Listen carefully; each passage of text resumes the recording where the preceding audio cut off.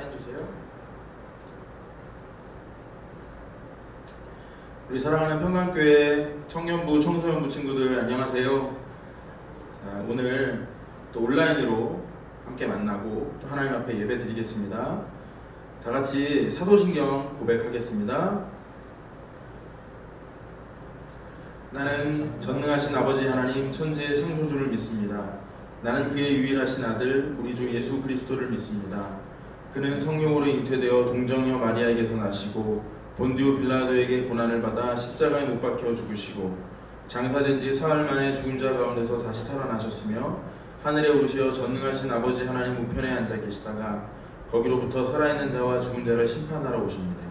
나는 성령을 믿으며 거룩한 공교회와 성도의 교제와 죄를 용서받는 것과 몸의 부활과 영생을 믿습니다. 아멘. 우리 다 같이 찬양하겠습니다.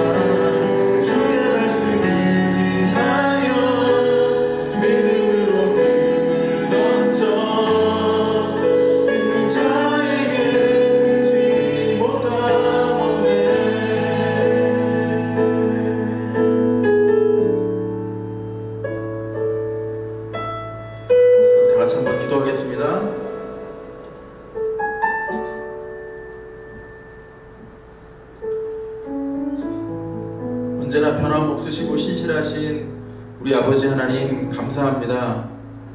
지난 시간 우리를 또 지켜주시고 또 오늘도 모니터 앞에서 하지만 우리 마음을 들여서 함께 예배하게 하시니 하나님 감사합니다. 우리의 마음을 다 아시고 우리의 연약함을 다 아시는 우리 아버지 하나님, 우리의 허물과 또 우리의 연약함들을 용서하여 주시고 또 우리 마음을, 하지만 주님 앞에 나오는 우리 마음을 받아주시고 이 예배를 받아주시옵소서.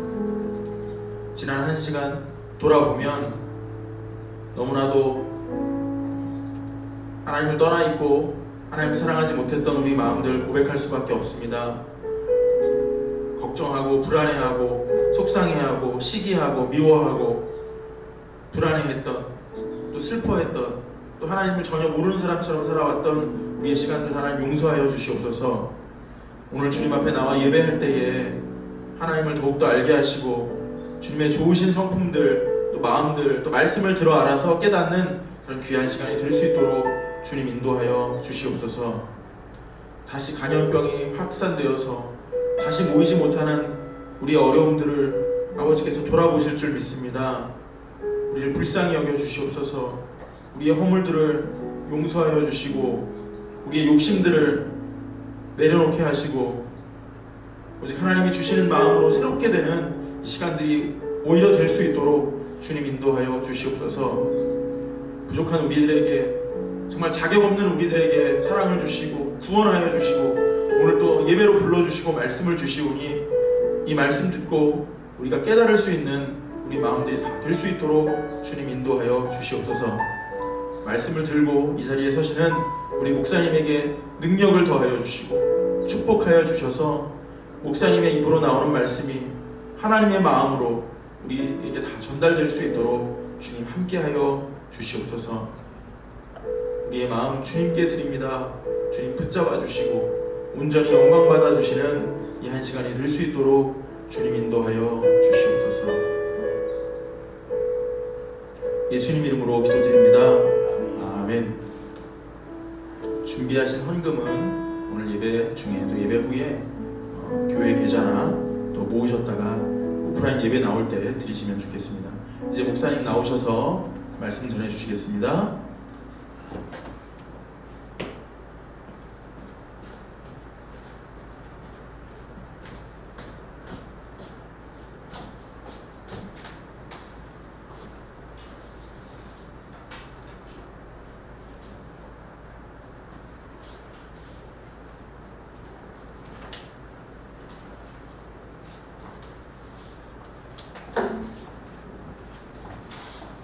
하나님의 말씀 보겠습니다. 오늘 우리에게 주신 하나님의 말씀은 마태복음 28장 16절에서 20절까지 말씀입니다.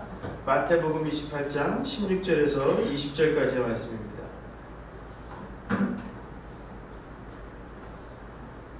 마태복음 28장 16절에서 20절까지의 말씀입니다.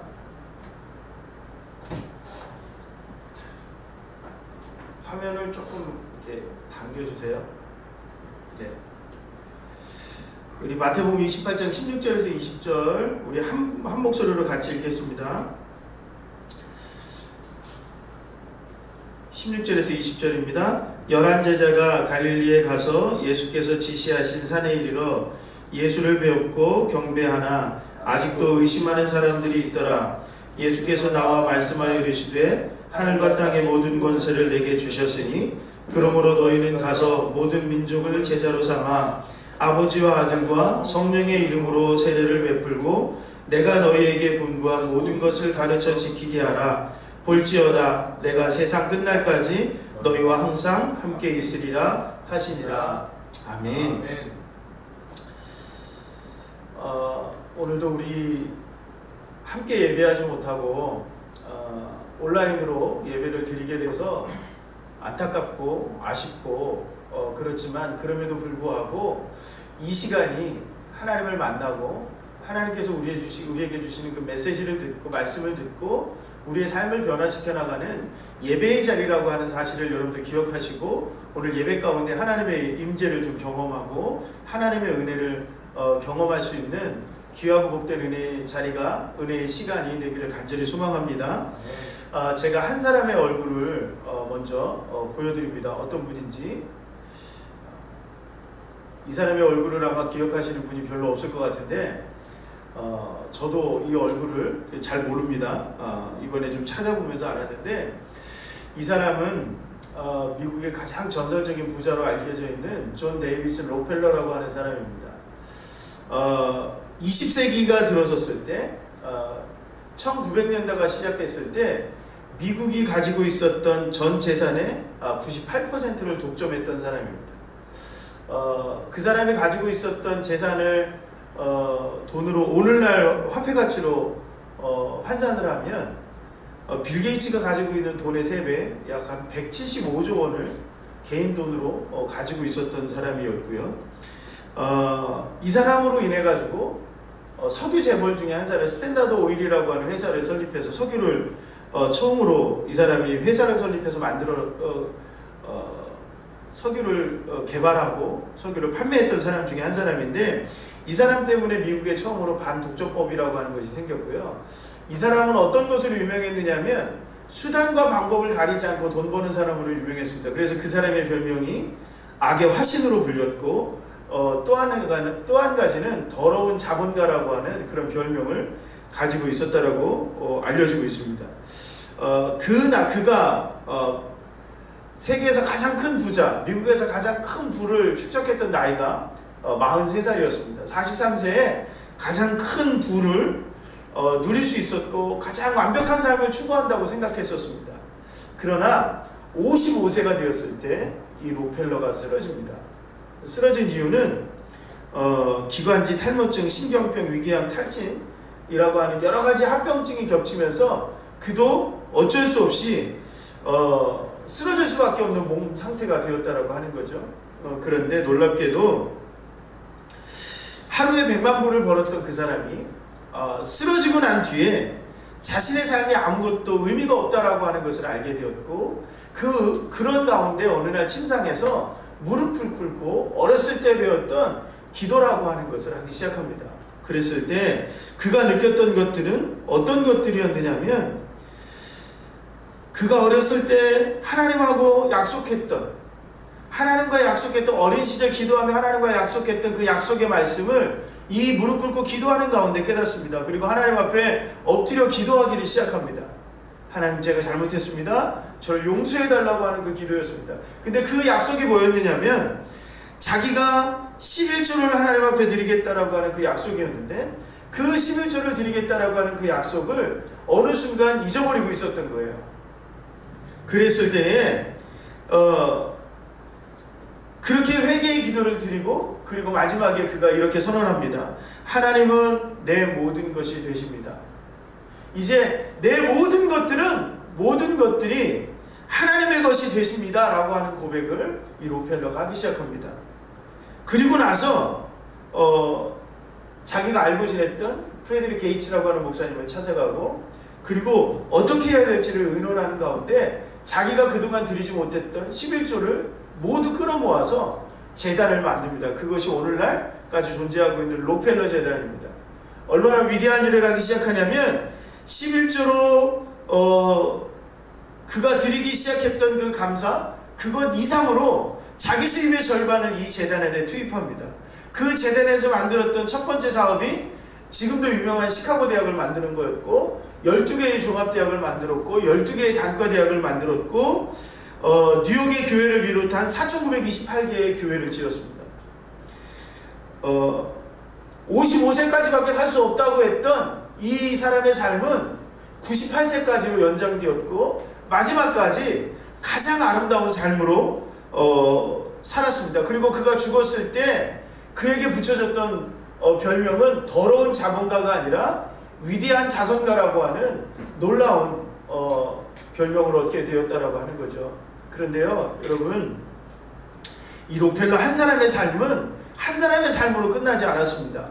이 이후에 미국의 부자들, 돈을 많이 버는 사람들에게는 어떠한 전통이 만들어졌느냐면, 내가 돈을 많이 버는 만큼 남을 돕는 데 써야 한다라고 하는 전통이 만들어졌다라고 하는 거예요. 더러운 자본가가 아니라 위대한 자선가가 되어야 한다라고 하는 그런 부자들의 전통을 이 록펠러라고 하는 사람이 하나님을 만나고 회심했을 때, 하나님의 은혜를 경험했을 때 만들어내더라는 것이죠. 여러분들, 그리스도인의 삶은 어떤 삶이어야 하느냐라고 하는 것이 오늘 예수님께서 마지막으로 제자들에게 들려주었던 삶의 모습인데, 그것은 더러운 자본가로 사는 것이 아니라 위대한 자선가로 사는 것, 많은 것을 내가 가지는 사람이 아니라 많은 것을 나누어 줄 줄 아는 사람으로 사는 것을 선교적인 삶이라고 이야기하고 있고, 록펠러라고 하는 사람은 그 사람은 자신의 모든 것을 내어놓음으로 인해서 선교적인 삶을 살았던 대표적인 사람 중에 한 사람이었습니다. 여러분들, 예수님께서 마지막에 제자들에게 부탁하신 말씀이 마태복음과 사도행전에 기록되어 있습니다. 우리가 잘 알고 있는 것처럼 마태복음 1장 8절에는 너희는 이제 너희가 성령의 권능을 받으면 너희가 예루살렘과 유대와 사마리아와 땅끝까지 이르러 내 증인이 되리라라고 하는 그러한 말씀으로 사도행전은 끝납니다. 그래서 사도행전은 어떤 삶을 원하느냐면 땅끝까지 가는 삶, 성령의 권능을 입고 땅끝까지 가는 그러한 삶을, 복음 전하는 삶을, 증인이 되는 삶을, 그러한 삶을 사도행전은 강조하지만 마태복음은 조금 다릅니다. 마태복음은 어떤 삶을 강조하냐면, 오늘 마태복음에서는 똑같은 사도행전과 그렇게 다르지 않은 이야기인 것 같은데, 마태복음은 두 가지를 이야기합니다. 한 가지는 뭐냐 하면 19절에 보니까 가서 모든 민족을 제자로 삼고, 그리고 아버지와 아들과 성령의 이름으로 세례를 베푸는 것, 제자를 삼고 세례를 베푸는 삶, 그리고 내가 가르쳐 분부한 모든 것을 지키게 하는 삶, 그러한 삶을 사는 것이 오늘 제자들에게 하신 마지막 부탁이었다라고 하는 거죠. 여러분들, 제자로서의 삶을 살아간다라고 하는 것, 그것은 어떤 거냐 하면, 제자를 삼는 것, 그것은 하나님 예수님께서 제자들에게 가르쳐 주신 그러한 모습을 삶으로 그대로 살아가는 삶을 제자로서 살아가는 삶이라고 말할 수 있고, 세례를 베푸는 것은 어떤 거냐 하면 교회를 세우는 거예요. 세례를 베푼다라고 하는 것은 그 믿음을 세상 가운데 공표해 주는 거예요. 그 세상 가운데 내가 예수를 믿게 되었다라고 하는 것을 세상 가운데 선포해 주는 의식이 바로 세례를 베푸는 그런 의식이었다라고 하는 것이죠. 그러니까 선교적 삶이라고 하는 것은 두 가지예요. 한 가지는 예수 그리스도의 삶을 따라 사는 삶을 살아가는 것. 그리고 또 한 가지는 어떤 거요? 교회를 세우고 믿지 않던 자들이 예수 그리스도의 사람이 되었음을 선포해주는 그러한 삶을 살아가는 것. 그게 바로 선교적 삶이라고 하는 것으로 드러난다라고 하는 겁니다. 제가 오늘 이야기하고 싶은 것은 교회를 세우는 삶보다는 오늘 예수님이 먼저 말씀하셨던 제자 삼는 것. 어떤 거요? 제자로서 살아가는 삶. 이 삶이 바로 선교적 삶인데, 이 선교적 삶이라고 하는 것이 어떤 것이냐라고 하는 것이죠. 오늘 아까 록펠러에게서 우리가 보았던 것처럼 가지고 있었던 사람이 나누어 줄 수 있는 삶, 내가 가지는 것이 축복이 아니라 나누어 주는 것이 축복이라고 하는 것을 깨닫게 되는 삶, 그것이 바로 선교적 삶이라고 하는 것이죠. 비난하고 조롱할 줄 밖에 모르던 사람이 용서할 수 있고 관용할 수 있는 삶을 살아가는 거예요. 난 저 사람이 싫어라고 말했던 사람이 난 이제 저 사람을 사랑할 수 있게 되었다라고 말하는 삶, 이게 바로 선교적인 삶이라고 하는 겁니다. 남을 비난할 줄밖에 몰랐던 사람, 내가 아무것도 말하는 거, 먹는 거, 입는 거 모든 것을 절제할 줄 몰랐던 사람이 이제는 하나님의 은혜를 힘입어서 절제할 수 있는 삶을 살아가는 것, 그게 바로 선교적 삶이라고 하는 것이죠. 그래서 예수님이 제자들을 가르칠 때 제자들에게 가장 먼저 가르쳤던 것은 산상수훈이었습니다. 심령이 가난한 자는 복이 있나니 천국이 저희 것이며, 우리가 이 말씀으로 시작하는 제자들의 삶에도 이 선교적인 삶이라고 하는 것은 오늘 우리가 예수님을 닮아가는 삶의 첫 번째 모습이라고 하는 거예요. 성령의 권능을 받으면 우리에게 나타나는 삶의 모습이 바로 이러한 모습이 되어야 한다라고 하는 겁니다.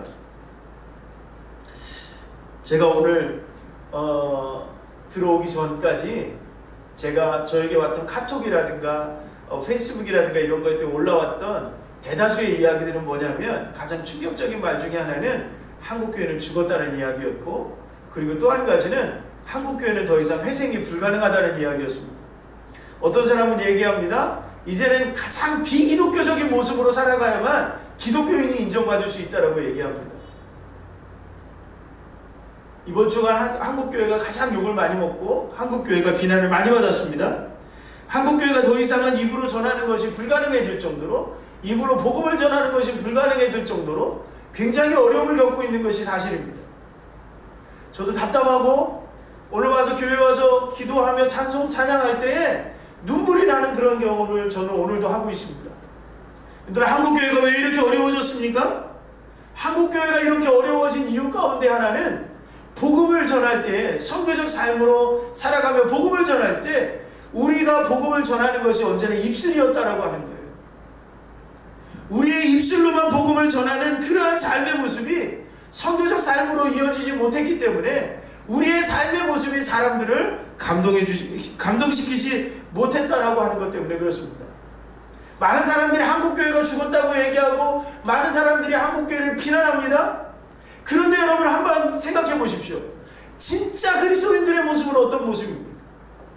비난하고 조롱하는 모습이 진짜 그리스도인의 모습이 아니라고 하는 거죠. 그것은 선교적 삶의 모습이 아니라고 하는 거예요. 여러분, 비난하고 조롱하는 건 너무나 쉽고, 그리고 남을 비판하고 욕하는 것은 너무나도 쉽습니다. 여러분, 많은 사람들이 한국교회가 죽었다라고 말할 수 있는 거, 그거 너무나도 쉽고 쉬운 이야기라고 하는 것이죠.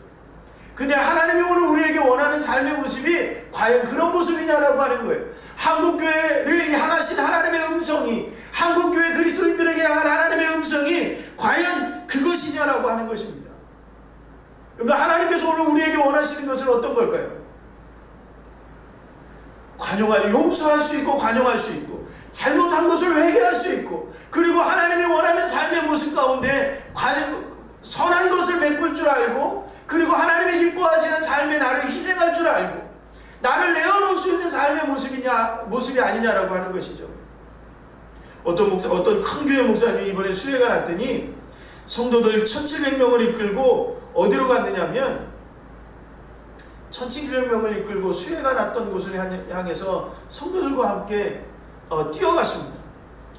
교계의 가장 큰 교회를 담당하고 있는 목회자 중에 한 명이고, 여러분들 그분이 반바지 입고 메리아스 입고 그리고 진흙 묻혀가면서 그런 삶을 살아갑니다. 여러분, 비난하고 조롱하기 전에 먼저 그러한 삶을 먼저 살아가는 것이 우리의 삶의 모습이어야 된다고 하는 거예요.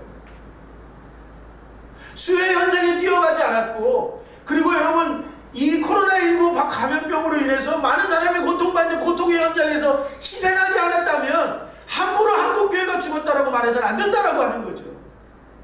오늘 우리에게 하나님께서 요구하시는 것은 우리의 삶의 모습으로 하나님의 살아계신 하나님을 믿는 살아있는 그리스도인의 모습이 무엇인지를 보여줄 수 있는 것, 그것이 바로 오늘 하나님께서 우리에게 원하시는 제자 삼는 자들의 모습이라고 하는 것입니다. 입으로만 전했던 복음이 얼마만큼 우리의 삶 가운데 우리 그리스도를, 한국교회를 죽이고 있는지를 우리는 현장에서 지금 목격하고 있는 것이죠. 여러분, 오늘 우리의 삶의 모습이 우리의 입술이 우리의 삶을 지배하는 그러한 모습이 아니었으면 좋겠습니다. 여러분, 우리는 너무 쉽게 이야기하고 너무 쉽게 말하고 너무 쉽게 비난하고 너무 쉽게 미워하고 너무 쉽게 조롱합니다.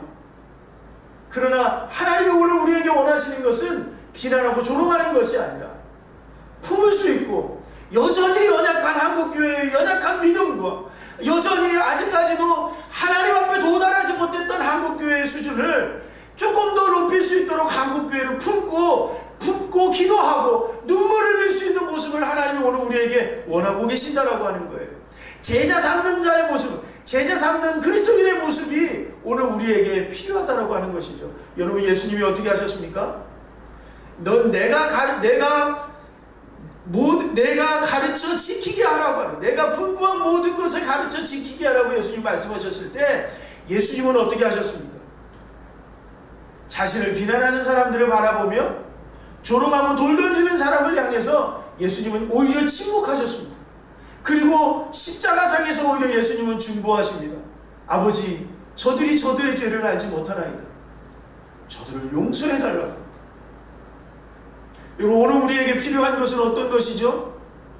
하나님, 이 코로나19의 위기 가운데 고통받고 있고 당하는 모든 사람들을 하나님 붙잡아 주시고 그들을 치료하시고 회복시키시고 하나님 그들을 용서해 달라고 그렇게 기도하며 나아가는 것이 오늘 우리의 모습이어야 하고, 한국교회가 무너졌습니다, 여러가지 다 무너졌다라고 얘기합니다.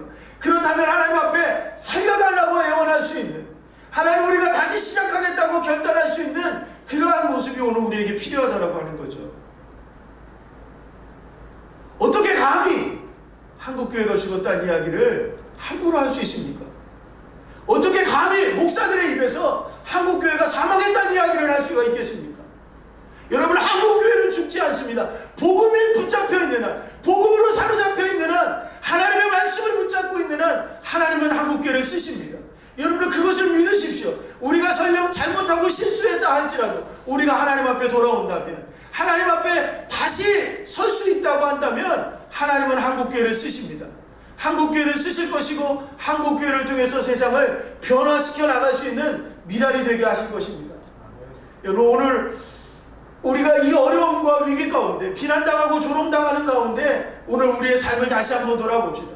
록펠러가 분명히 부자였고 모든 것을 누리는 삶이었지만 그가 하나님을 만난 뒤에 선교적인 삶을 살아갈 때 그는 오히려 세상 사람들 가운데 가장 위대한 한 사람으로, 미국의 역사상 가장 위대한 한 사람으로 남을 수 있는 사람이 되었다라고 하는 사실입니다. 오늘 우리가 하나님을 만났을 때 오늘 우리의 삶이 선교적 삶으로 나아가야 합니다. 남을 비난하고 조롱하는 삶이 아니라 용서하고 관용할 수 있는 삶으로 나가야 합니다. 제가 이번 한 주간 들으면서 가장 섬뜩했던 이야기가 뭐냐면 방역 당국자들이 하는 이야기 가운데 어떤 이야기였느냐면 무관용의 원칙을 적용하겠습니다 했습니다. 이해합니다. 무관용의 원칙을 적용하고, 그리고 이 더 이상의 감염병을 막아야 되는 우리의 사명, 그러나 그 말을 그렇게밖에 할 수 없었는지는 저는 좀 답답하고 안타깝습니다. 우리 사회는 관용할 줄 아는 사회로 나가야 되는 겁니다.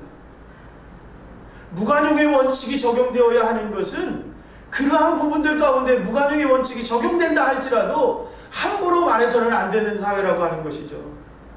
어떤 정치인이 1980년 3월 1일 성명서에 그렇게 얘기했습니다. 우리 사회는 회개 위에 용서를, 용서 위에 관용을 위한 사회로 나가야 된다고 얘기합니다. 여러분, 우리가 만들어가야 되는 사회는 바로 그런 사회라고 하는 것이죠. 오늘 우리가 조금 더 그리스도인답게 살아갈 수 있는 그러한 모습으로 나아갑시다. 절제할 수 없는 것을 조금 더 절제할 수 있는 삶이 선교적인 삶입니다. 용서할 수 없는 삶을 용서할 수 있는 삶이 선교적인 삶이라고 하는 것입니다. 여러분, 모두가 힘들고 어려운 시대입니다. 마음껏 예배할 수 없고 찬양할 수 없습니다. 기도할 수 없습니다. 빨리 이 시기를 빨리 끝내야 합니다. 여러분, 조금만 더 견디며 그리스도인의 삶의 모습을 잃지 마십시다. 여러분, 조금만 더 견디며 비록 예배할 수 없지만 내가 그리스도인이라고 하는 사실을 잊지 마시고 그리스도인의 삶으로서의 그 정체성을 여러분들 잊지 마시고 그것을 지키십시오. 목숨을 걸고 지킬 수 있는 것은 바로 이러한 모습입니다. 그리고 어느 누구 한 사람 싫어서 그리스도인을 포기하는, 나는 교회가 싫어, 교회가 이 모양 이 꼴이야 라고 해서 그리스도인됨을 포기하는 어리석음을 여러분들 선택하지 않으셨으면 좋겠습니다. 여러분, 아무리 힘들고 교회가 조롱당해도 내가 그리스도인이라고 하는 사실을 기억하는 것, 오늘 하나님께서 우리에게 원하시는 것은 바로 그러한 삶이라고 하는 것이죠. 여러분, 우리의 신앙은 어떤 한 사람 때문에, 어떤 누구 때문에 하는 신앙이 아닙니다. 우리의 신앙은 예수님 때문에 하는 신앙입니다. 예수님 때문에 내가 하나님을 믿게 되었고, 예수님 때문에 내가 오늘 은혜를 입게 되었고, 예수님 때문에 오늘 내가 교회를 나오게 되었고, 예수님 때문에 내가 오늘 교제를 할 수 있게 되었고, 예수님 때문에 내가 오늘 사랑할 수 있게 된 것입니다. 누구 때문이 아니라 바로 예수님 때문입니다. 예수님 때문에 내가 무언가를 할 수 있는 것, 바로 그것이 바로 그리스도인들의 모습이고, 그것이 바로 선교적인 삶을 살아가는 자들의 모습이라고 하는 사실을 여러분들 기억하시고, 여러분들 내가 그리스도인이라는 사실, 그리고 그리스도인이라는 사실이 선교적인 삶 속에서 나타나고 드러날 때에 항상 함께 하시는 하나님, 우리를 돌보시는 하나님, 그 하나님에 대한 고백이 일어날 것입니다. 그리고 그 하나님에 대한 고백이 일어날 때에 우리의 입술에서는 비난하고 조롱하고 욕하는 그러한 입술이 아니라 간증하고 찬양하고 기도하는 입술로 바뀌어질 수 있다고 하는 사실입니다. 여러분, 힘들고 어렵지만 한 주간도 승리합시다. 힘들고 어렵지만 선교적인 삶을 살기 위해 여러분들 우리가 더 애쓰고 기도하며 이전보다 더 열심히 하나님 앞에 나아갈 수 있는 그런 저와 여러분들이 되시기를 주님의 이름으로 간절히 축원합니다. 기도하시겠습니다. 여러분, 이 시간 기도할 때 그렇게 기도했으면 좋겠습니다. 하나님, 내가 어떤 상황 속에서도 내가 그리스도인임을 포기하지 않겠습니다. 하나님, 내가 어떤 상황 속에서도 하나님이 세우신 교회를 함부로 비난하거나 함부로 조롱하지 않겠습니다.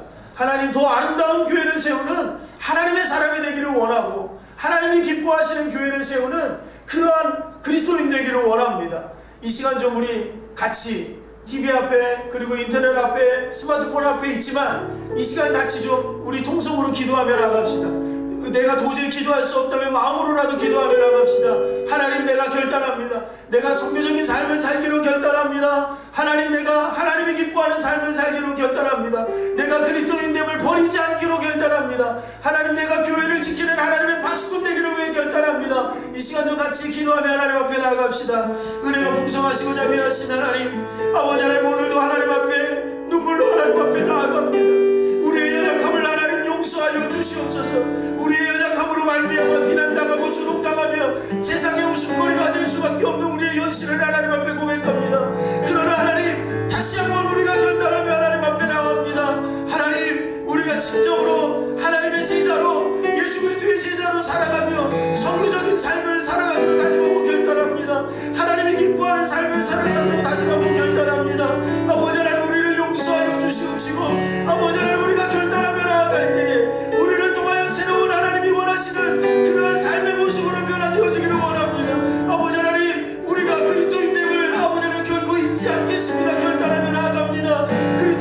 내가 그리스도인이며 하나님의 사람이라고 하는 사실을 잊지 않게 도와주시고 아버지 하나님, 교회를 살리는 미랄이 될 수 있도록 아버지 하나님, 아름다운 교회를 세우는 미랄이 될 수 있도록 하나님, 우리를 다시 한번 우리에게 은혜를 더하여 주시고 성령의 충만함으로 온전히 나아갈 수 있도록 아버지 하나님 붙잡아 주시옵소서. 온전히 주님 함께 해주시기를 간절히 소망합니다. 하나님, 많은 사람들이 교회를 비난합니다. 비록 몇몇 사람들의 잘못이 있다 할지라도 한국교회가 비난받고 조롱받고 어려움 가운데 있습니다. 하나님, 우리 한국교회를 다시 한번 불쌍히 여겨 주시옵소서. 하나님, 우리의 삶이 아버지 하나님이여, 우리의 삶이 하나님이 원하셨던 그런 선교적인 삶이 아니었음을 고백합니다. 다시 한번 우리가 선교적인 삶을 살기로 다시 결단하며 하나님, 우리가 한국교회를 다시 일으켜 세울 수 있는 아름다운 한국교회를 다시 일으켜 세울 수 있는 부흥의 파수꾼이 되기를 원합니다. 하나님, 우리가 그리스도인 되기를 포기하지 않게 도와주시고 그리스도인의 삶을 온전히 지켜나가는 그러한 모습으로 살아가기를 소망합니다. 우리 평강교회 청소년부 청년부 당신의 귀한 영혼들을 하나님 붙잡아 주시고 이번 한 주간도 승리하며 살아가며 그리스도인으로 살아갈 수 있는 하나님의 귀한 사람들 될 수 있도록 하나님 축복하여 주시옵소서. 지금은 우리 주 예수 그리스도의 은혜와 아버지 하나님의 무한하신 사랑하심과 성령님의 인도하심과 충만하심의 역사가 이제 선교적인 삶을 결단하며 아름다운 한국교회를 꿈꾸며 부흥을 꿈꾸며 나아가고 그 부흥 가운데 미랄되기를 헌신하고 결단하는 사랑하는 우리 평강교회 청소년부 청년부 모든 지체들 머리 위에 지금부터 영원토록 함께 하시기를 간절히 축원하옵나이다.